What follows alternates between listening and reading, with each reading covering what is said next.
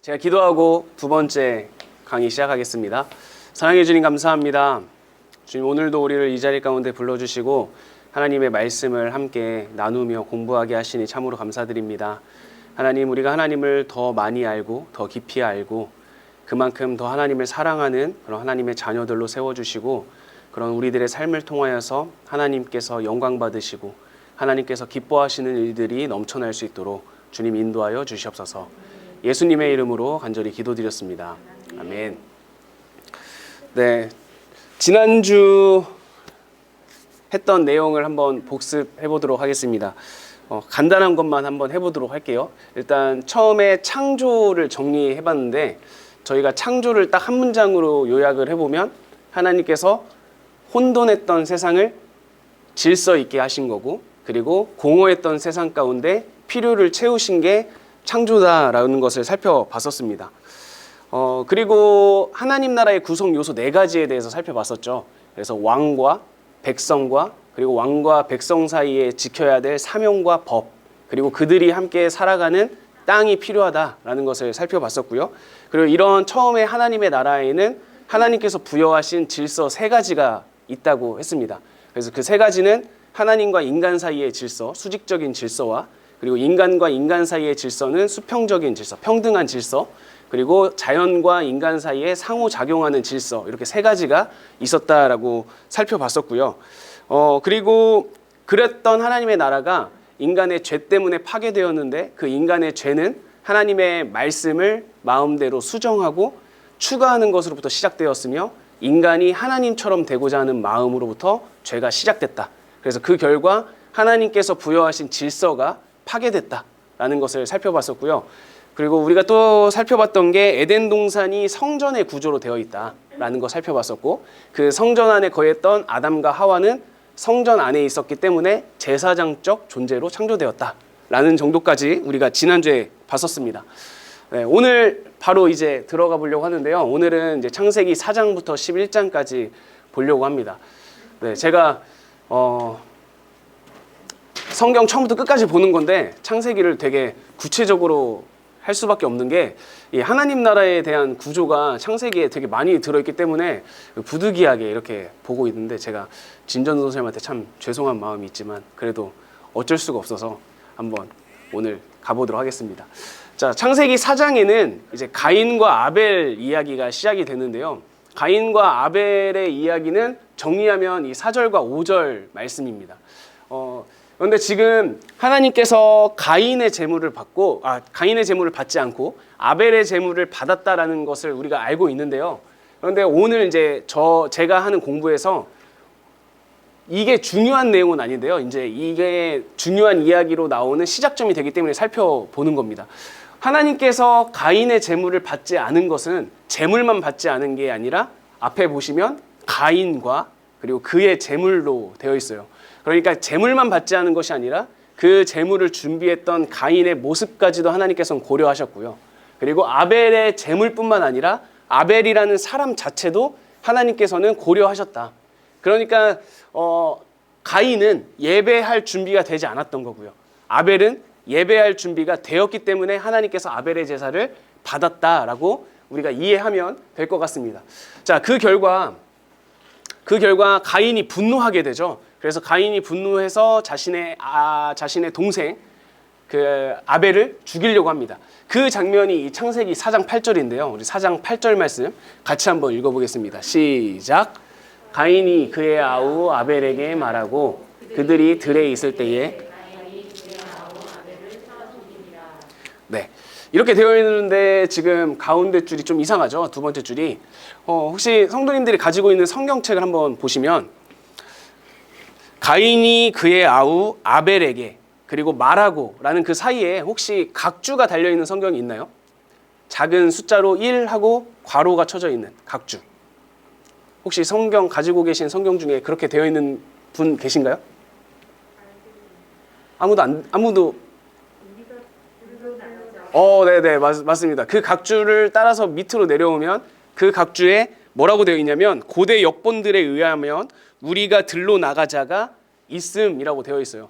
그러니까 어떤 사본에는 이 구절 마라고와 아벨에게 이 사이에 뭐가 들어가 있냐면 이 내용이 들어가 있는 거죠. 그럼 이 내용이 들어가면 살짝 뉘앙스가 달라집니다. 자, 다시 한 번만 읽어볼게요. 시작. 가인이 그의 아우 아벨에게 우리가 들로 나가자고 말하고 그들이 들에 있을 때에 가인이 그의 아우 아벨을 쳐 죽이니라. 자, 이 생략된 부분이 들어가게 되면 내용이 어떻게 바뀌게 되죠? 가인이 아벨을 죽이는 것은 계획적이었고 의도적이었고 고의적이었다라는 게 추가가 되는 거죠. 만약에 이 구절이 없으면 어쩌면 우발적으로 죽였을 수도 있겠다라고 생각을 할 수 있겠지만 이 내용이 들어가면 이것은 우발적 살인이 아니라 고의적으로 계획적으로 살인한 거다라는 것을 우리는 살펴볼 수가 있습니다. 자, 여기까지도 그럴 수 있다고 치고 넘어가면 4장 9절에서 하나님께서 이렇게 물어보시죠. 읽어보겠습니다. 시작. 여호와께서 가인에게 이르시되 내 아우 아벨이 어디 있느냐라고 하나님께서 물어보시는데요. 어디서 많이 보신 내용이죠? 어디서 보셨죠? 네, 아담에게 하나님께서 물어보시는 내용과 되게 비슷합니다. 하나님께서 몰라서 물어보시는 건 아니겠죠. 네, 이거는 하나님께서 가인과 그리고 아담에게 기회를 주시는 건데요. 이 기회를 주시는 질문에 가인이 뭐라고 대답하냐면요. 우리 빨간색만 읽어보겠습니다. 시작. 내가 알지 못하나이다. 네, 가인이 하나님께 이렇게 이야기합니다. 나는 알지 못합니다. 내가 내 아우를 지키는 자입니까? 라고 물어보는 하나님께 말하고 있죠. 그런데 이 빨간색으로 쳐져 있는 이 본문은요, 굉장히 큰 잘못이에요. 하나님께서 인간에게 부여했던 사명과 법을 굉장히 많이 위반하고 있는 내용이거든요. 혹시 어떤 거에 대해서 위반하고 있는지 감이 오시나요? 네, 일단 우선 두 번째 질서, 네, 인간과 인간 사이의 평등한 질서, 그거를 무시하고 있고요. 그 다음에 하나님께서 부여했던 사명 중에 세 번째 사명 혹시 기억하시나요? 첫 번째 사명이 하나님께서 복을 주셨다. 그리고 두 번째 사명은 그 복을 가지고 땅에 충만하라. 세 번째가 뭐였죠? 하나님의 가치와 하나님의 질서를 가지고 이 세상을 지키고 다스려라 라는 이 세 번째 질서가 있는데 그 세 번째 질서가 파괴되고 있는 거죠. 자, 하나님께서 그 땅을 하나님의 가치로 잘 지키고 다스려줘 라고 인간에게 이야기를 하는데 그 가치를 가인은 지금 잊어버리고 있다라는 사실입니다. 그래서 이게 지금 문제가 되는 건데 이 가인과 아벨 이야기를 모두 다 끝낸 다음에 성경은 가인의 삶을 이렇게 요약을 하고 있습니다. 4장 16절 말씀입니다. 읽어보겠습니다. 시작. 에덴 동쪽 노 땅에 거주하더니. 자, 가인을 어떻게 표현하고 있죠? 여호와 앞을 떠나서 에덴 동쪽 노 땅에 거주했다라고 가인의 삶을 요약하고 있습니다. 자, 이제 여기서부터 이제 좀 중요한 게 시작이 되는데요. 지금 성경을 잘 보시면 창세기 4장 16절에서 가인의 삶을 여호와 앞을 떠났다라고 표현을 하고 있습니다. 그런 다음에 17절부터 뭐가 시작되죠? 17절부터 가인의 족보가 시작이 됩니다. 그러니까 가인의 모습을 하나님 앞을 떠났다라고 표현을 한 다음에 그 이어서 나오는 게 가인의 족보가 기록되어 있고요. 그 다음에 4장 25절과 26절 같이 한번 읽어보겠습니다. 시작. 아담이 다시 자기 아내와 동침하매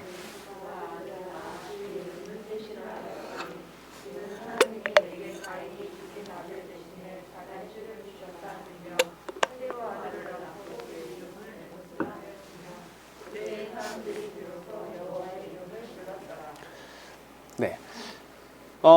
아벨은 가인에 의해서 죽고 가인은 하나님께 벌을 받아서 이제 방황하는 자가 되었죠. 그래서 하나님께서는 가인과 아벨 대신에 셋이라는 사람을 아담에게 세 번째 아들로 줍니다. 자, 그런데 그 셋이 아들을 낳았는데 아들의 이름을 에노스라고 지어요.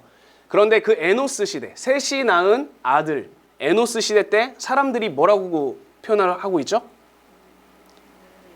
여호와의 이름을 불렀다라고 표현을 하고 있습니다. 셋의 아들 에노스 때부터 하나님의 이름을 불렀다라고 표현을 하면서 4장이 끝나고 5장 1절부터 뭐가 시작되죠? 5장 1절부터 셋의 족보가 시작이 됩니다. 자, 그러면 지금 제가 지금 설명하고 있는 것을 다시 한번 정리를 해볼게요. 4장 16절에서 가인의 삶을 요약하죠. 여호와 앞을 떠났다. 그리고 이어서 나오는 게 가인의 족보입니다. 그리고 지금 우리가 보고 있는 것은 셋의 아들 에노스 시대부터 하나님의 이름을 불렀다라고 기록하면서 5장 1절부터 뭐가 기록돼요? 셋의 족보가 기록되고 있어요. 그러면 좀 느낌이 오시나요? 지금 창세기 기자는요, 의도적으로 이 4장의 족보와 5장의 족보를 대조시키고 있는 거예요. 어떻게 대조시키냐면 하나님을 떠나 살았던 사람의 후손과 하나님의 이름을 부르면서 살았던 사람들의 후손을 4장과 5장에 놓고 비교하고 있는 겁니다. 자, 이거를 우리가 조금 더 극명하게 보기 위해서 저자가 또 무엇인가를 집어넣어 놔요. 창세기 안에. 그게 무엇이냐면 가인의 족보와 셋의 족보, 이 두 가지 족보에 공통적으로 들어가는 두 개의 이름이 등장합니다. 혹시 찾아보셨나요? 그러면 지금 한번 찾아보시겠습니다. 가인의 족보를 보시고 그 다음에 5장 1절부터 나오는 셋의 족보를 보시면 동시에 등장하는 두 개의 이름이 등장합니다. 한번 찾아보시겠어요? 찾으셨나요? 에녹, 그리고요 라멕, 이렇게 두 개의 이름이 가인의 족보에도 기록되어 있고 셋의 족보에도 기록이 되어 있죠. 자, 여기서 중요한 거는 이 에녹과 라멕이 동일 인물이냐 아니면 동명이인이냐, 이게 중요한 게 아닙니다. 지금 창세기 저자는요, 의도적으로 동일한 이름을 두 개를 넣어서요, 지금 족보를 비교하고 있는데 더 극명하게 대조를 시키고 있는 거예요. 다른 족보에 같은 이름을 부여했는데 한 족보는 하나님을 떠나 살았던 사람들의 족보고요, 한 족보는 하나님의 이름을 불렀던 사람들의 족보죠. 그 가운데 동일한 두 명의 이름을 넣음으로써 이 두 명을 조금 더 집중적으로 살펴보길 원했던 거죠. 그러면 이 두 명의 인물을 살펴보면 하나님을 떠나 살았던 사람들의 특징과 하나님의 이름을 부르며 살았던 사람들의 특징을 우리는 구분해 볼 수 있습니다. 그럼 먼저 첫 번째, 가인의 후손에 나와 있는 에녹입니다. 4장 17절 우리 읽어보겠습니다. 시작. 그가 임신하여 에녹을 낳은지라. 가인이 성을 쌓고, 자, 가인이 하나님을 떠나서 아들을 낳은 다음에 가장 먼저 했던 행동이 뭐라고 기록하고 있죠? 성을 쌓았습니다. 자, 여기서 한번 생각을 해볼게요. 성을 왜 쌓을까요? 네, 성을 쌓는 이유는 뭐죠? 나를 지키고 보호하기 위해서입니다. 자, 그러면 제가 질문 하나 더 드릴게요. 아담과 하와는 왜 성을 쌓지 않았을까요? 첫 번째 질서가 뭐였죠? 하나님과 인간 사이의 수직적인 질서입니다. 하나님께서 주신 사명과 법을 기억하고 있는 사람에게는 그를 누가 보호해 주시죠? 하나님께서 보호하셔요. 그러니까 성을 쌓을 필요가 없는 거죠. 그런데 하나님을 떠났던 가인은 가장 먼저 뭘 하게 돼요? 성을 쌓습니다. 왜냐하면 하나님을 떠났기 때문에 내 힘을 가지고 나를 지켜내야 했던 거예요. 그러면서 그 성의 이름을 뭐라고 짓습니까? 에녹이라고 짓습니다. 그러니까 에녹이라는 이름이 상징하는 여호와 앞을 떠났던 사람들의 첫 번째 특징은 뭐냐면 하나님이 아니라 내 힘을 가지고 나를 지키려고 하는 시도를 한다. 이게 첫 번째 특징입니다. 자, 두 번째는요, 이제 라멕을 한번 보려고 하는데요. 라멕이 두 아내를 통해서 3명의 아들을 낳는데요. 그 아들의 특징을 성경은 이렇게 표현을 하고 있어요. 우리 19절, 20절, 21절, 22절까지 쭉 읽어보도록 하겠습니다. 시작. 라멕이 두 아내를 맞이하였으니 하나의 이름은 아다요, 하나의 이름은 실라였더라. 아다는 야발을 낳았으니 그는 장막에 거주하며 가축을 치는 자의 조상이 되었고, 그의 아우의 이름은 유발이니 그는 수금과 퉁소를 잡는 모든 자의 조상이 되었으며, 실라는 두발가인을 낳았으니 그는 구리와 쇠로 여러 가지 기구를 만드는 자요, 두발가인의 누이는 나아마였더라. 자, 지금 3명의 아들을 소개하고 있는데요. 첫 번째 아들을 통해서 첫 번째 아들은 어떤 사람의 조상이 됐다고 이야기를 하고 있죠? 가축을 치는 사람의 그런 조상이 되었고요. 두 번째는 수금과 퉁소를 잡는 사람의 조상입니다. 수금과 퉁소는 뭐죠? 악기입니다. 악기. 그러니까 음악하는 사람들의 조상이 됐다라고 이야기를 하고 있는 거고요. 세 번째, 구리와 쇠로 여러 가지 기구를 만드는 사람들의 조상이 됩니다. 구리와 쇠로 무엇을 만들었을까요? 무기도 만들었겠고요. 그리고 농기구도 만들었겠고요. 사람이 살아가는 데 필요한 것들을 만들어냈겠죠. 자, 이런 것을 정리하면요. 람에게 아들들이 만들어냈던 것은 무엇이냐면 문화입니다. 사람들이 모여 사는 곳에는 자연스럽게 뭐가 펼쳐지냐면 문화가 생겨나고 생활 풍습들이 생겨난다라는 것. 그것을 지금 람에게 3명의 아들들을 통해서 표현을 하고 있습니다.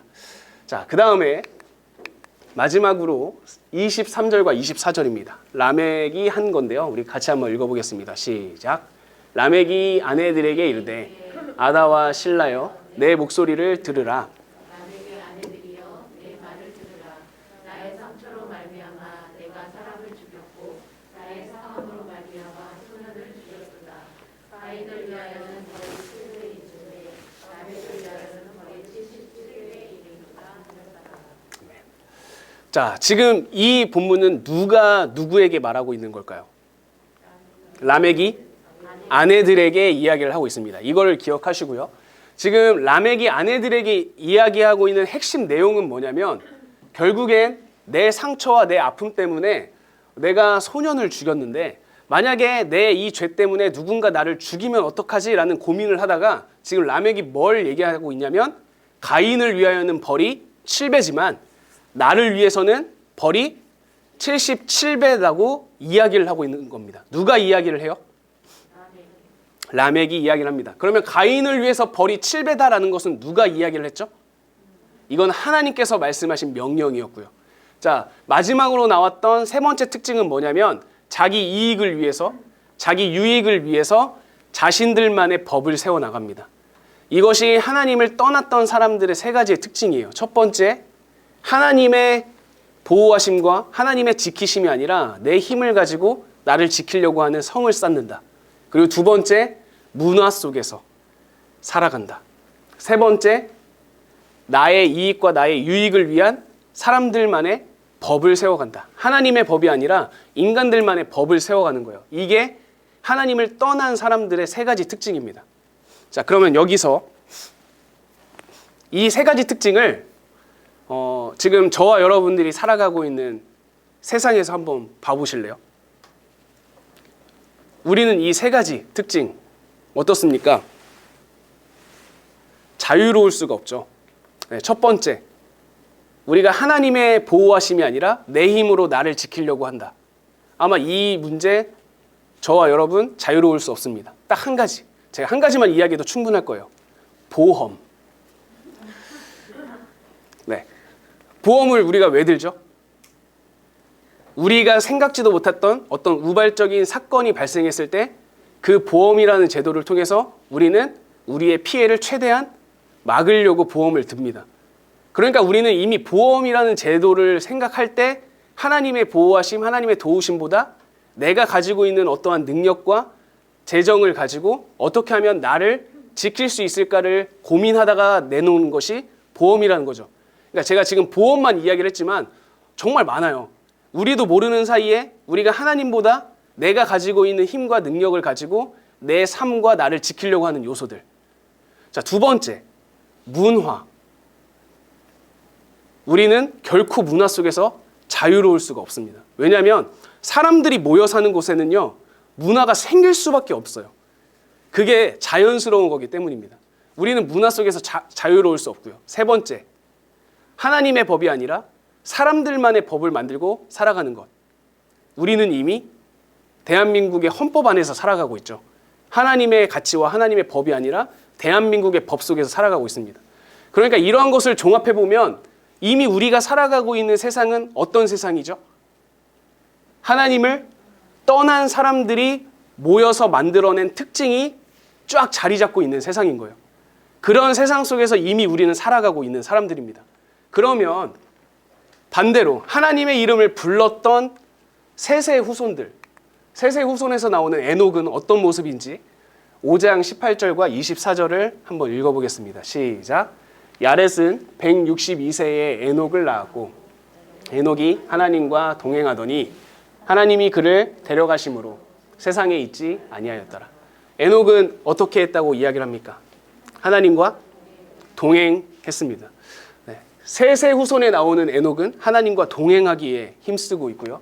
자, 그러면 셋의 후손에 등장하는 라멕의 모습을 보도록 하겠습니다. 5장 25절, 28절, 29절인데요. 읽어보겠습니다. 시작. 라멕을 낳았고 라멕은 182세에 아들을 낳고 이름을 노아라 하여 이르되 여호와께서 땅을 저주하심으로 수고롭게 일하는 우리를 이 아들이 아니하리라 하였더라. 자, 라멕이 한 일은 뭐죠? 아들을 낳고 이름을 노아라고 짓는데요. 그 노아라는 이름의 뜻에 어떤 의미가 들어있냐면 지금 땅에서 수고하고 어려운 상황 가운데 있는 사람들을 내가 어떻게 하겠다? 평안과 위로를 주겠다라는 뜻으로 노아라는 이름을 짓습니다. 그러니까 하나님의 이름을 불렀던 사람들의 후손 속에 있었던 라멕은 뭘 하고 있는 거죠? 지금 힘겹게 살아가고 있고 어렵게 살아가고 있고 수고하고 있는 사람들에게 어떻게 하면 평안과 위로를 줄 수 있을까라는 것을 고민하고 있는 거죠.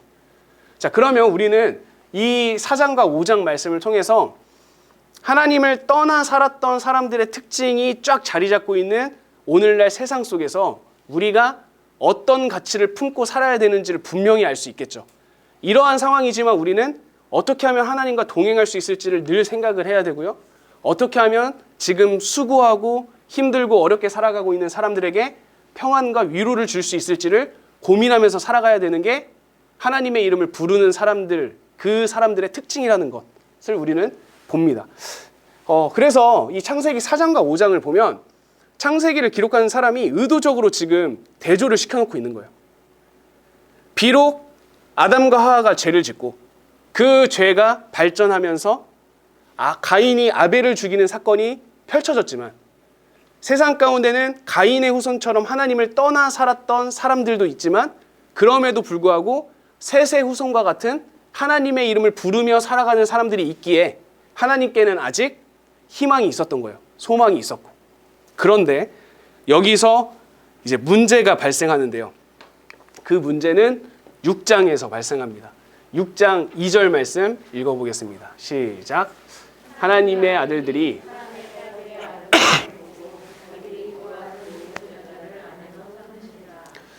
네, 이 창세기 6장 2절은 성경 전체를 통틀어 가지고 가장 난해한 구절 중에 한 군데입니다. 이 구절이 왜 난해하냐면 총 3가지의 의견이 있는데 그 3가지의 의견이 굉장히 팽팽해요. 그런데 저는 이제 그 3가지를 다 소개하지 않고 저희가 지금 창세기 4장과 5장을 봤잖아요. 그 4장과 5장에 이어서 이 6장의 말씀을 봤을 때 어떻게 보면 가장 좋을지에 대해서 좀 생각을 해보려고 하고 있습니다. 우리가 4장과 5장에서 하나님을 떠나 살았던 사람과 하나님의 이름을 부르며 살았던 사람들을 비교해 봤죠. 자, 그런데 그런 상황 가운데서 6장으로 넘어왔는데 하나님의 아들들 뭔가 긍정적으로 보이십니까? 부정적으로 보이십니까? 자, 긍정적으로 보이고요. 그 다음에 사람의 딸들. 사람의 딸들은 어떻게 느껴지십니까? 좀 부정적으로 느껴지시죠? 네, 사람의 딸들은 부정적입니다. 이게 좀 여기에 저 빼고 다 여성분들인데 이게 그 당시에 그 사람들의 인식 속에서 기록됐다라는 것을 생각을 해주시고 이게 이렇게 표현되어 있어서 되게 애매해요. 하나님의 아들들이 도대체 누구고 사람의 딸들은 도대체 누구일까? 그런데 창세기 4장과 5장을 기반으로 생각을 해봤을 때 하나님의 아들들은 하나님의 이름을 부르며 살았던 사람들의 후손. 네. 그리고 사람의 딸들은 하나님을 떠나서 살았던 사람들의 후손으로 우리가 여기면 어떤 해석이 가능하냐면 지금 하나님께는 소망이 있다고 했었죠. 사람들이 타락한 사람도 있었지만 그럼에도 불구하고 하나님의 이름을 불렀던 사람들도 아직 존재했기 때문에. 그런데 6장에서는 어떤 일이 펼쳐지죠? 그 셋의 후손과 가인의 후손이 지금 섞였다라는 것을 표현을 하고 있는 겁니다. 그러니까 이게 하나님의 입장에서 보면 굉장히 큰 사건이에요.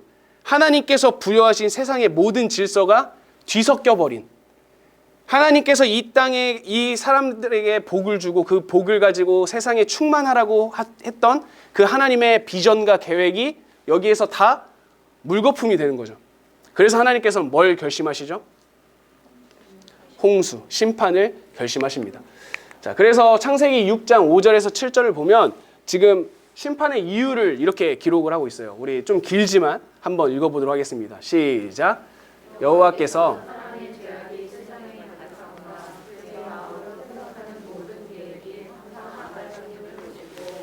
땅 위에 사람 지으셨음을 한탄하사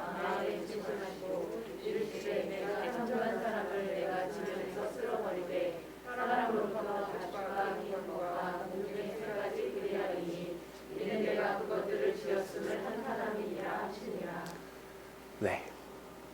하나님께서 결국 홍수를 통하여서 이제 자신이 창조한 세계를 심판하려고 마음을 먹습니다. 자, 여기서 제가 빨간색으로 표시한 부분들을 좀 집중적으로 봐주셔야 됩니다. 네. 자, 하나님께서 심판하신 이유, 사람의 죄악이 세상에 가득했고요. 그리고 마음으로 생각하는 모든 계획이 항상 악할 뿐임을 보시고 심판을 마음을 먹으시죠. 자, 그런데 지금 심판의 원인이 누구에게 있는 거죠? 사람에게 있거든요. 그런데 심판 대상을 한번 보실래요? 7절에 보면 사람을 내가 쓸어버릴 거야 라고 이야기를 하면서 사람만 쓸지 않죠. 가축과 기는 것과 공중의 새까지 다 쓸어버리십니다. 심판의 원인은 사람에게 있었는데 하나님께서 모든 것을 지금 다 심판을 하려고 하고 계시는 거죠. 자, 이거를 기억을 하고 계시면서 나중에 이제 8장에 가면 또 나오거든요. 그때 다시 한번 생각을 해보도록 하겠습니다. 자, 홍수 이야기는 우리가 재창조의 과정이라고도 봅니다. 자, 어떤 의미에서 그러하냐면요. 우리가 창조를 어떻게 요약했었죠? 혼돈한 세상을 질서 있게 하고 공허했던 세상에 필요를 채워 넣었잖아요. 이게 창조였는데 지금 6장 초반부에서 어떻게 됐죠? 그 질서가 다 뒤섞여 버렸어요. 그래서 하나님께서 나름 소망으로 생각하고 있었던 셋의 자손 역시도 가인의 후손과 섞여버리게 된 거죠. 그러니까 하나님께서는 지금 어떻게 하시려고 하는 거죠? 다시 홍수 심판을 통해 질서를 다시 부여하려고 하는 겁니다. 그러니까 그러한 의미에서 홍수는 재창조라고도 보는데요. 몇 가지 근거를 한번 보도록 할게요. 8장 22절 말씀 우리 읽어보겠습니다. 시작. 땅이 있을 동안에는 심음과 거둠과 여름과 겨울과 낮과 밤이 쉬지 아니하리라. 자, 지금 하나님께서 심음과 거둠을 나누고 있고요. 추위와 더위를 나누고 있고 여름과 겨울을 나누고 있고 낮과 밤을 나누고 있습니다. 자, 이것도 어디서 많이 보셨죠? 네. 창세기 1장과 2장을 보면 하나님께서 낮과 밤을 나누고 빛과 어둠 나누고 물과 땅을 나누고 하면서 질서를 부여했던 장면.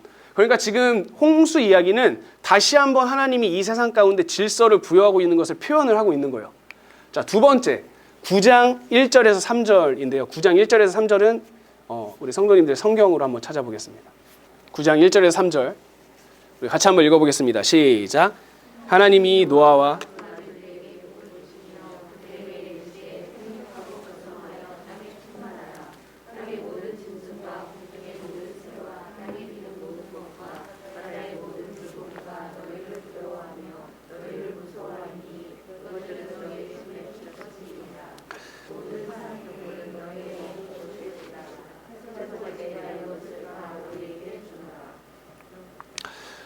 어디서 많이 보셨죠?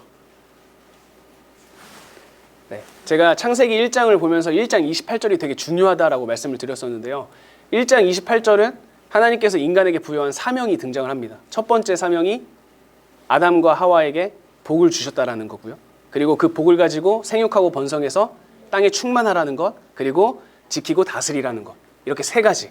그런데 창세기 9장 1절에서 3절을 보면 하나님께서 노아와 그 아들들에게 복을 주시고요.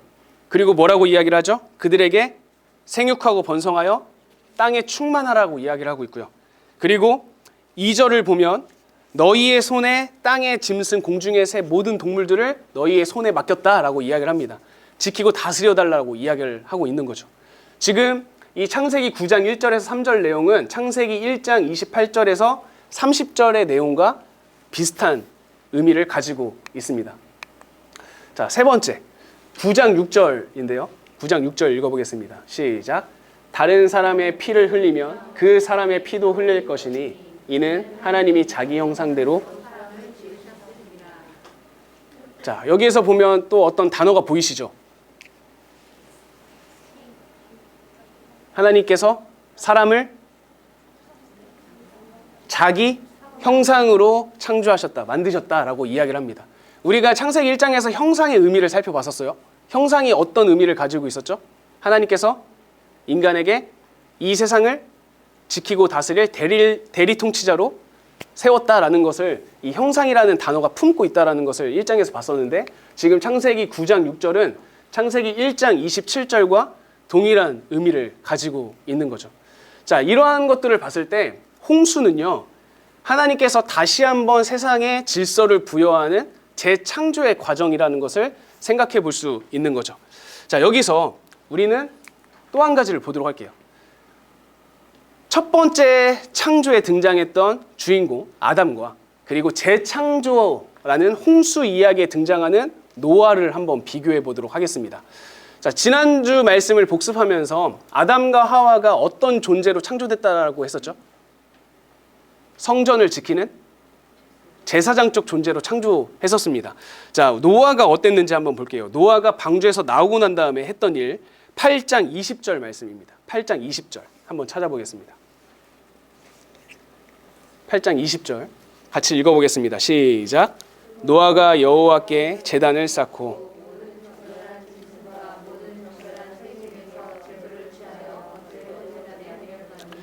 자, 노아가 방주에서 나와서 가장 먼저 했던 일이 뭐죠? 제단을 쌓고 제사를 드립니다. 그러면 지금 노아도 어떤 존재죠? 제사장적 존재라는 것을 지금 성경은 보여주고 있어요. 아담과 노아 모두 제사장의 역할을 감당하고 있습니다. 자, 그리고 우리가 조금 전에 살펴봤듯이 아담 역시도 하나님의 형상의 복을 받았고요. 그리고 노아 역시도 하나님의 형상의 복을 받은 사람이고요. 자, 또 한 가지, 세 번째. 아담은 에덴 동산에서 모든 종류의 동물과 함께 있었습니다. 자, 노아는 방주에서 모든 종류의 동물들과 함께 합니다. 그러니까 아담도 노아도 각각 공간은 다르지만 그 공간 가운데서 하나님께서 창조하셨던 모든 동물과 함께 지내요. 이게 세 번째 특징이고요.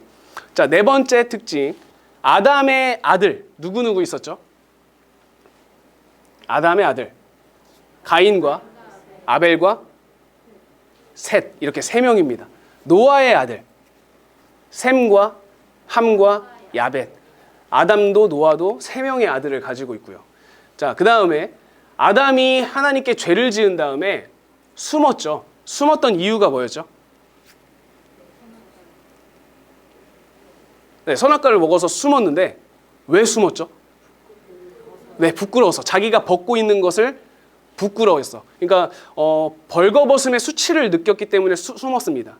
자, 우리가 노아 이야기를 한번 생각해 볼게요. 노아가 방주에서 나온 다음에 포도주를 마시고 어떻게 하죠? 벌거벗고 잠을 청합니다. 그러니까 노아 역시도 아담처럼 벌거벗는 수치를 당하게 되죠. 아담, 벌거벗은 아담에게 하나님께서 가죽옷을 지어 입히셔요. 그리고 벌거벗고 자고 있는 노아에게 셈과 야벳은 자신들의 옷을 가지고 아버지의 부끄러움을 가려줍니다. 그러니까 아담도 노아도 다른 존재가 자신의 부끄러움, 그 벌거벗음을 가려줍니다. 자, 이렇게 지금 성경은요, 아담과 노아를 굉장히 비슷한 존재로 표현을 하고 있어요. 이것은 홍수 이야기가 재창조의 과정이라는 것을 증명하는, 그리고 이거를 좀 뒷받침하는 근거가 된다라는 것을 볼 수가 있습니다. 자, 이제 여기서 우리가 좀 이제 재밌는 걸 한번 볼게요. 8장 21절 말씀인데요. 하나님께서 홍수 심판이 끝난 다음에 말씀하신 내용입니다. 같이 읽어보겠습니다. 시작. 여호와께서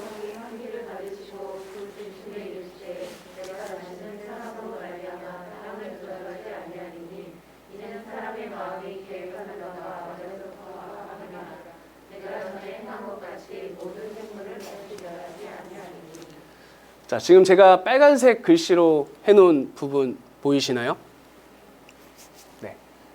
지금 이 8장 21절의 핵심은 뭐죠? 하나님께서 다시는 심판하지 않을 거야. 사람으로 말미암아 땅을 저주하지 않을 거야 라는 핵심이죠. 이게 핵심인데 그 근거가 뭐죠? 사람의 마음이 계획하는 바가 어려서부터 악함이래요. 그러니까 사람은 어렸을 때부터 이미 악하게 태어났기 때문에 내가 다시는 사람으로 인하여서 땅을 저주하지 않을 거야 라고 이야기를 합니다. 자, 그런데 조금 이상하죠. 사람의 마음이 악해서는 아까 우리가 6장에서 봤을 때는 뭐가 되었죠? 심판의 이유가 됐었어요. 하나님께서 사람이 생각하는 게 모두 다 악하고 사람이 계획하는 게 악하기 때문에 내가 심판할 거야 라고 계획을 했던 하나님께서 지금 사람은 원래 악해. 그러니까 내가 다시는 사람 때문에 땅을 저주하지 않을 거야 라고 하면서 하나님의 계획이 수정된 것을 지금 우리는 볼 수가 있는 거예요. 그런데 이 8장 21절에서 가장 중요한 것은 뭐냐면 두 번째입니다. 사람으로 말미암아 땅을 저주하지 아니할 거야 라는 것이 핵심이에요. 자, 이것을 정리하면 이렇습니다. 하나님께서 처음에 세상을 창조하셨어요. 하나님만의 질서를 부여하고 하나님께서 필요한 것들을 채워넣는 작업을 했습니다. 그런데 인간이 그 질서를 어떻게 했죠? 다 섞어버립니다. 그러니까 하나님께서는 어떻게 하신 거예요? 이거를 심판하면서 다시 재창조, 질서를 부여한 겁니다. 자, 그런데 다시 재창조를 했는데 만약에 거기서 인간이 또 타락하면 어떻게 해야 하죠? 하나님은 또 심판해서 다시 질서를 부여해야 되는 거죠. 그런데 하나님께서는 지금 하나님의 생각을 바꾸십니다. 무슨 생각을 바꾸는 거예요? 내가 부여한 질서에 문제가 있는 게 아니구나. 결국엔 문제의 원인은 누구예요? 사람인 거예요. 그러니까 사람 때문에 내가 창조한 모든 것, 내 질서를 다시 재창조하는 일은 없을 거야 라는 것을 이야기를 하는 겁니다. 그래서 그 증거로 무지개를 주시는 거예요. 내가 다시 세상을 다시 섞어가지고 다시 질서를 부여하는 일은 없을 거야. 세상에 내가 창조한 것에는 문제가 없어. 단지 누가 문제인 거예요? 사람이 문제인 거예요. 그래서 하나님께서는 이제 무슨 계획을 세우시는 거예요? 질서를 다시 세우는 것이 아니라 질서는 무너지고 뒤섞여 있지만 그 가운데 하나님께서 지명하신 사람을 부릅니다. 그 사람을 통해서 하나님께서 약속을 주시고 그 약속을 이뤄가시면서 한 민족을 이루고 그 민족을 통해서 온 인류를 구원하려고 하는 계획을 세워요. 그런데 그 민족 이스라엘도 어떻게 되죠? 실패하죠. 그런데 이 이스라엘을 통해서 누가 이 땅 가운데 오시죠?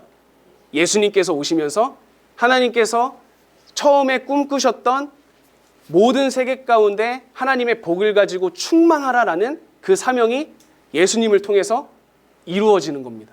이게 지금 창세기 8장에서 변경이 되는 거예요. 여기까지만 해도 하나님께서는 질서가 섞이면 다시 질서를 부여하는 심판이었어요. 그런데 하나님께서 사람은 원래 악해. 그러니까 사람이 문제야 라는 것을 파악을 하시고 무지개를 주시면서 내가 다시는 사람 때문에 내가 창조한 이 체계를 심판하지 않을 거야 라고 결단을 하시는 거죠. 자, 우리가 지난 시간에 이 구조를 봤었습니다. 그래서 에덴 동산은 하나님께서 처음에 창조하실 때 성전의 구조로 창조했다라는 것을 살펴봤었죠. 자, 우리가 노아의 이야기에서 노아가 방주를 만드는 장면 중에서 이러한 내용이 등장을 해요. 6장 16절인데요. 우리 같이 읽어보겠습니다. 시작. 거기에 창을 내되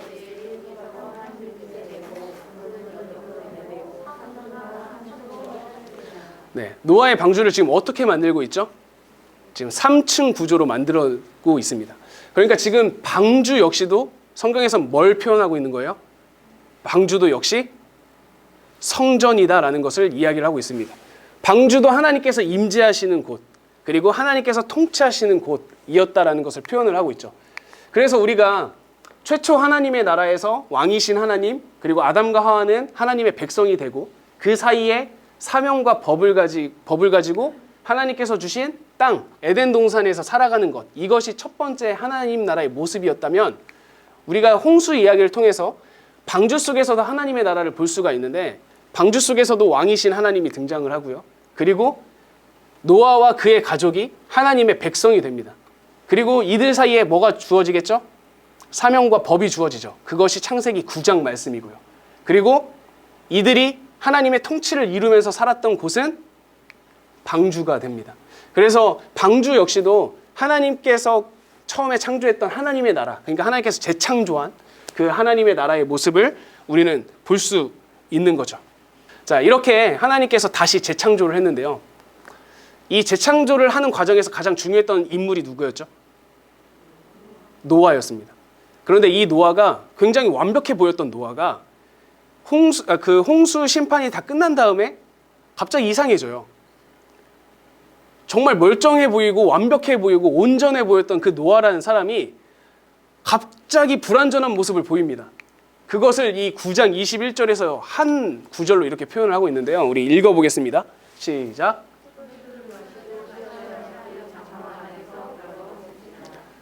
네, 지금 노아가 어떻게 됐다고 이야기를 하고 있죠? 취했다라고 이야기를 합니다. 취하여라고 이 세 글자 굉장히 짧게 되어 있지만 이 취한 것은요 굉장히 큰 문제예요. 자, 취했을 경우에 안 되는 것 한번 생각해 볼까요? 취했을 경우에 우리의 삶 가운데 마비되는 것, 생각, 정상적인 이성적 사고, 그로 인한 행동입니다. 그러니까 우리가 취했을 경우에는 이러한 것들이 마비가 돼요. 그럼 이게 마비되면 무엇이 불가해지죠? 하나님께서 아담에게 주셨던 사명, 하나님께서 노아에게 주셨던 사명. 첫 번째가 무엇이죠? 하나님께서 복을 주셨다. 두 번째, 복을 가지고 땅에 충만하라. 세 번째, 뭘로요? 하나님의 질서와 가치를 가지고 다스려야 돼요. 그러면 취하면요 이 세 가지가 다 안 됩니다. 하나님의 복을 유지할 수가 없고요. 그 복을 가지고 충만해질 수가 없죠. 그리고 하나님의 뜻과 가치와 질서를 가지고 지키고 다스려야 되는데 하나님의 질서를 판단할 수 있는 생각이 멈춰버리는 거죠. 그러면 지금 노아의 모습을 이 취하여라는 세 글자로 표현을 하고 있지만 노아가 취했다라는 것은 마치 아담과 하와가 선악을 알게 하는 나무를 먹은 것과 비슷한 장면이 되는 거예요. 하나님께서 재창조했는데 그 재창조한 세상의 질서를 지금 노아는 잘 감당하지 못하고 실패하는 모습을 보여주게 됩니다. 그러면서 이야기가 어디로 넘어가요? 창세기 11장 바벨탑으로 넘어가게 되는 거죠. 자, 바벨탑은 이 창세기 11장 4절 말씀으로 요약을 해볼 수가 있습니다. 11장 4절 말씀 같이 읽어보겠습니다. 시작. 또 말하되 자 성읍과 탑을 건설하여 그 탑 꼭대기를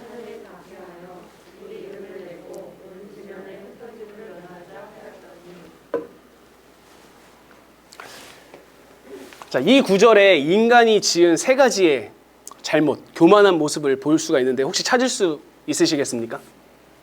첫 번째가 뭘까요? 성읍과 탑을 건설하는 것. 이게 왜 잘못인지 아시겠죠? 우리는 누구를 통해서 이미 봤죠? 에녹을 통해서 봤잖아요.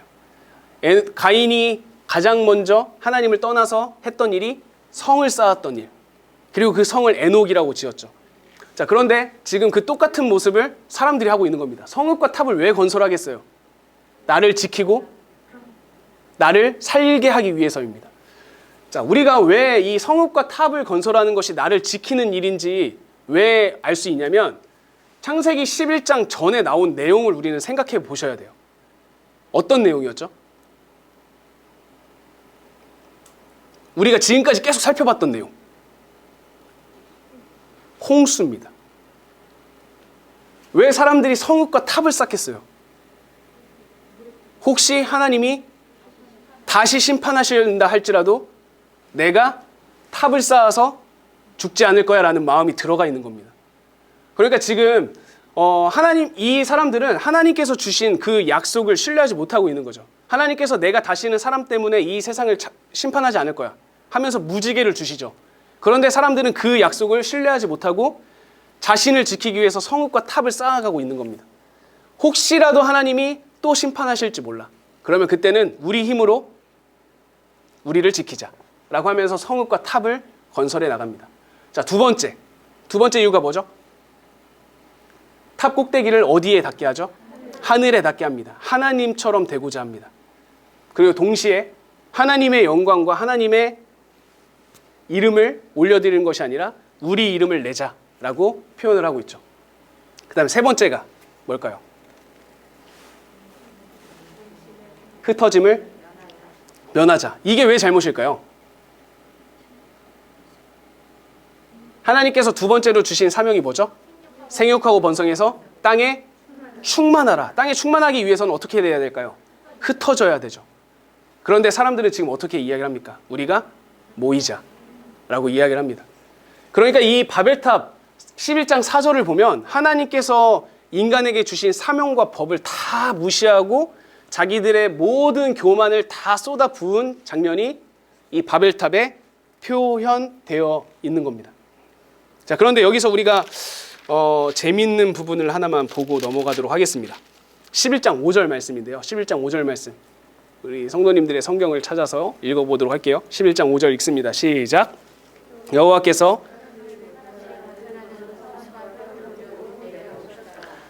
이 5절 말씀이 좀 재밌게 느껴지시나요? 재밌게 느껴지셔야 됩니다. 자, 지금 사람들은 뭘 하고 있죠? 모든 사람들이 모여가지고 자기의 모든 있는 힘과 능력과 노력을 다 쏟아 부어서 성읍과 탑을 건설해 나가요. 그러면 인간이 할 수 있는 최고 크기, 최고 높이를 쌓겠죠? 그런데 하나님께서는 5절에서 뭐라고 얘기하고 있는 거예요? 왜 내려오셔요? 위에서 보니까 안 보이는 거죠. 하나님이 보실 때는 인간은 모든 노력과 힘을 다 쏟아 부어가지고 탑을 쌓고 있는데 하나님이 보실 때는 보이지가 않는 거예요. 그러니까 지금 뭐라고 얘기하고 있습니까? 그 성과 탑을 보기 위해서 내려오시는 거예요. 인간이 지금 뭔가 하고 있는 것 같은데 도대체 뭘 하고 있는 거냐? 그러니까 하나님께서 지금 그걸 보려고 내려오시는 장면입니다. 그러니까 5절 말씀은 재밌으면서도 씁쓸해져야 돼요. 왜요? 우리도 이미 이 세상에서 그렇게 살아가고 있거든요. 하나님 보시기에는 정말 아무것도 아닌 우리가 우리 나름대로의 우리의 힘과 노력을 다 쏟아 부어가지고 하나님의 도우심을 구하는 것이 아니라 내 힘으로 어떻게 하면 내가 좀 더 나를 지킬 수 있을까? 어떻게 하면 내가 좀 더 나를 드러낼 수 있을까라는 것을 고민하며 살았던 존재이기 때문이죠. 5절 말씀은 이런 의미를 담고 있습니다. 인간이 아무리 힘을 합쳐서 아무리 모든 노력을 쏟아 부어도 결국엔 하나님의 시각에서는 보이지가 않는다라는 것. 하나님의 위대하심, 전능하심과 인간의 나약함, 연약함을 동시에 볼 수 있는 구절이 5절이고요. 결국에 이 4절, 온 지면에 흩어짐을 면하자라고 사람들이 모였을 때 하나님께서는 어떻게 하셨을까요? 11장 9절 읽어보겠습니다. 시작. 그러므로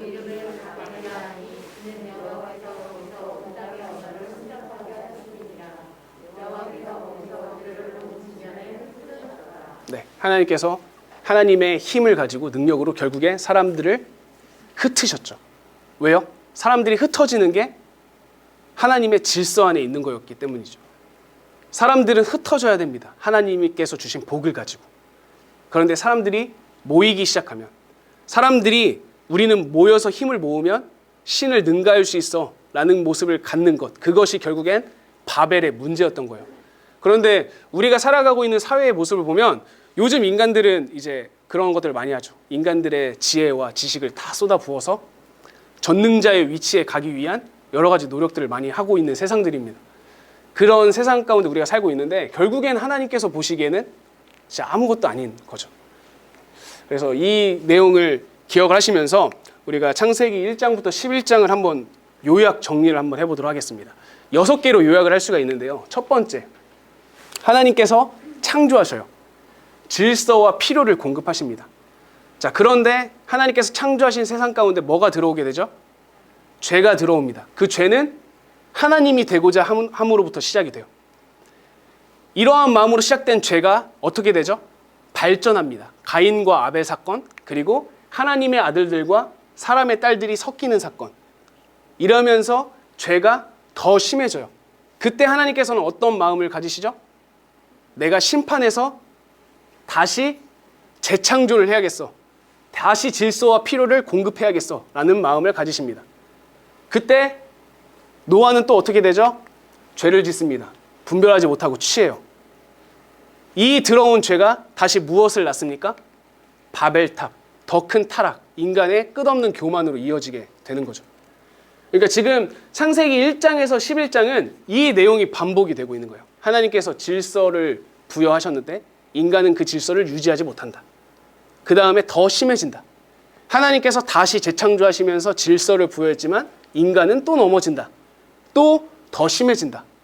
로 끝이 나는 겁니다. 자, 그런데 원래 하나님의 계획이라고 한다면 이 바벨탑 다음에 뭐가 있어야 되겠죠? 다시 심판해야죠. 다시 심판해서 다시 재창조를 해야 되는데 우리가 아까 8장을 봤을 때 하나님의 계획이 바뀌었죠. 그래서 등장하는 것이 뭐냐면 창세기 11장 10절에서 26절입니다. 셈의 족보예요. 원래는 하나님께서 심판하시고 재창조하시면서 다시 질서를 부여해야 되는데 그게 아니라 11장이 셈의 족보로 끝나고 있어요. 그런데 셈의 족보가 왜 중요하냐면 셈의 족보 10장부터 26장을 한번 지금부터 보시면 여러분들 성경 가지고 보시면서 셈부터 숫자를 한번 세보시겠어요? 셈부터 숫자를 세셔서 10번째 위치에 누가 등장을 하는지를 보셔야 됩니다. 우리가 굉장히 잘 알고 있는 인물이죠. 아브람이 등장을 합니다. 그러니까 이 셈의 족보는 지금 누구를 소개하기 위한 족보죠? 아브람을 소개하고 있는 족보입니다. 결국엔 인간이 이렇게 더 타락할 수 없을 정도로 타락을 했는데 이러한 상황 가운데서 하나님께서는 지금 누구를 부르셔요? 아브람을 통해서 하나님께서 수정하신 계획을 이루어 가기 위한 초석을 놓고 있다는 것을 우리는 볼 수가 있는 겁니다. 자, 우리가 족보를 볼 때는요, 그 족보가 기록된 목적을 잘 파악해 주셔야 돼요. 창세기 4장과 5장에 등장했던 족보의 목적은 뭐였죠? 비교해가지고 하나님을 떠난 사람들과 하나님의 이름을 불렀던 사람들을 대조시켰다고 한다면 11장에 등장하는 셈의 족보는 지극히 목적은 한 가지입니다.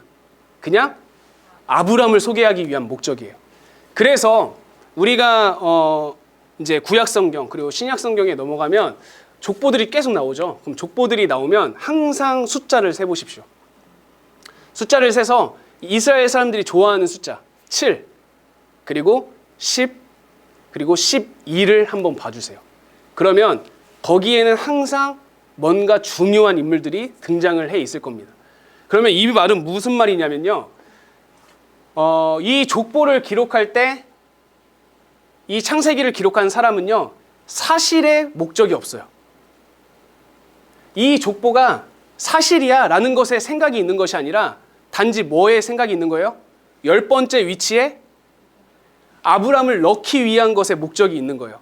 그래서 성경을 보시면 마태복음 1장에 등장하는 예수님의 족보와 구약에 등장하는 그 예수님의 족보가 다를 경우가 너무 많아요. 왜요? 이 족보를 넣는 사람들의 생각에는 이 족보가 이렇게 이재림의 아버지는 이기원이야. 이기원의 아버지는 누구야. 이걸 사실적으로 표현하기 위해서 족보를 기록한 게 아니라 이 족보를 통해서 중요한 인물이 이렇게 왔다라는 것을 보여주기 위함이라는 것이죠. 그래서 셈과 아르박삭과 셀라와 에벨과 벨렉과 르수룩 나올 데라 이런 순서구나 라고 우리가 받아들여서는 안 되고요. 이 사이에 누군가가 들어가 있을 수도 있고요. 아니면 누군가를 추가했을 수도 있는 거예요. 이거는 성경의 목적에 사실은 관련이 없는 거예요. 지금 제 말 이해가 되시죠? 성경은 사실이야. 이 족보는 있는 그대로 기록한 거야 라고 하면 성경에 있는 족보를 보시다가 여러분들은 시험에 빠지실 겁니다. 성경 다 구라잖아. 이게 되는 거죠. 네, 성경은 구라가 아니거든요. 목적이 있는 겁니다. 그래서 족보를 보실 때 이 족보는 무슨 목적을 놓고 기록되었을까를 꼭 생각해 주셔야 됩니다. 이 족보는 아브람을 나타내기 위한 족보입니다. 그래서 룻기의 마지막에 보면 족보로 끝이 나거든요. 룻기의 마지막의 족보는 의미가 딱 하나예요. 다윗이 어떻게 왔는가. 그래서 룻기의 족보는 10번째 다윗이 위치해 있고요. 7번째에 보아스가 위치합니다. 그래서 룻이 보아스를 만나서 이새를 낳고 오벳을 낳고 오벳이 이새를 낳고 이셋이 다윗을 낳았다 라고 하면서 7번째와 10번째를 강조하고 있는 거죠. 사실 거기에도 족보에 보아스가 들어가면 안 되거든요. 왜냐하면 다윗은 보아스를 통해서 들어온 것이 아니라 보아스가 낳은 아들은 자연스럽게 보아스의 아들이 아니라 이미 죽었던 엘리베셋의 아들이 되어야 되는 게 정상인 거죠. 이스라엘의 법을 따지면. 그런데 보아스가 들어간 이유는 뭐예요? 보아스가 중요한 사람이라는 것을 룻기 저자는 설명하고 싶었던 거예요. 보아스의 믿음 때문에 다윗이 왔다라는 것을 설명하기 위함이라는 것.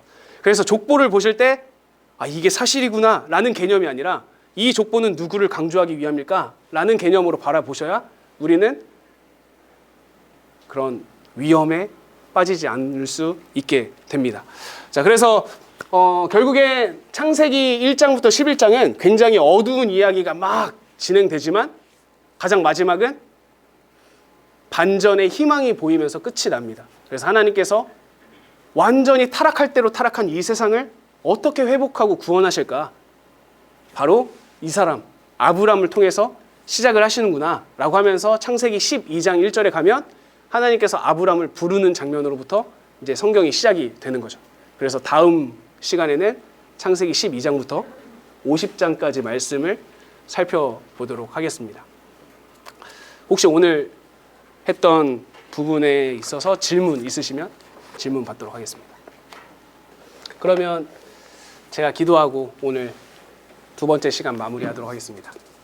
기도하겠습니다. 하나님, 우리는 하나님께서 왕이라는 것도 알고 하나님께서 이 세상을 창조하시고 우리에게 주신 사명과 법이 있다는 것을 알지만 우리가 가지고 있는 연약함 때문에 그 사명과 법을 매일매일 지키지 못하고 매일매일 넘어지면서 살아갑니다. 그렇지만 하나님께서는 우리를 향한 계획과 우리를 향한 비전을 포기하지 않으시고 이 땅 가운데 아브람을 부르시고 또 예수 그리스도를 보내주셔서 우리의 부족함을 채우시고 우리의 더러움을 깨끗하게 하시고 우리의 죄를 완전하게 하셨던 그 하나님의 역사를 우리가 기억하며 살아갑니다. 하나님, 우리의 삶을 통하여서 하나님께서 영광 받아주시고 우리의 연약함을 통하여서 하나님께서 기쁨이 되고 하나님께 영광이 되는 일들이 일어날 수 있도록 도와주시옵소서. 세상적인 가치로 봤을 때는 우리는 매일 죄 가운데 넘어지고 연약하고 미련한 존재이지만 그러한 존재들이 하나님과 함께 했을 때 하나님께서는 미련함을 지혜롭게 사용하시고 연약함을 강하게 사용하시는 분임을 우리가 확신하기에 우리들의 삶을 통하여서 하나님의 역사가 이루어지는 것, 그것을 우리가 볼 수 있도록 주님 인도하여 주시옵소서. 우리들의 삶을 통하여 하나님의 열매가 맺을 수 있도록 도와주시고 하나님의 사랑이 전달되어질 수 있도록 도와주시고 하나님께서 우리에게 주신 복을 가지고 이 땅 가운데 충만하게 역사하는 우리 모두가 될 수 있도록 주님 인도하여 주시옵소서. 그렇게 일하실 하나님을 찬양합니다. 예수님의 이름으로 간절히 기도드렸습니다. 아멘. 네, 고생하셨습니다. 네.